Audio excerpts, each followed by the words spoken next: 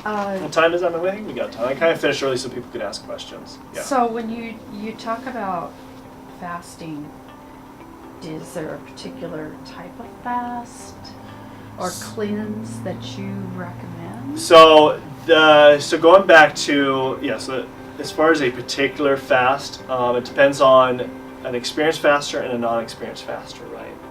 Or experienced somebody who's done cleanses. So everybody comes from different backgrounds. Some people have done cleanses before. Some people have done some intermittent fasting. But usually, if you've done none of that, it's good to start what I call intermittent fasting, where you're trying to eat within a smaller window frame. So people who've never done intermittent fasting, that's more like eating in an 8-hour window frame versus trying to eat in a 12-hour window frame, right? If you have breakfast at 8 o'clock and you have dinner at 8, or you have a snack at midnight, right? That's even longer time that you're trying to process food.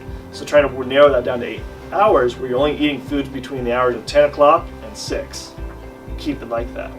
And then you start narrowing down that frame even more so on certain days, or you also start eventually implementing 24 to 36 hour water fasts.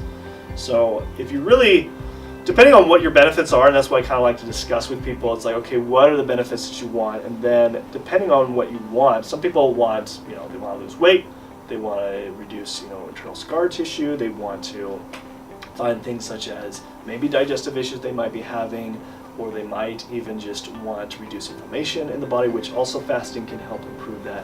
So depending on your what you want to accomplish depends on your fasting protocol. So that just really depends on case by case. But as far as starting out, intermittent fasting is the way to go. You first start with the intermittent fasting, and then you start implementing doing like 24 or 36 hour water fast. And you can do that once a week where you start doing that.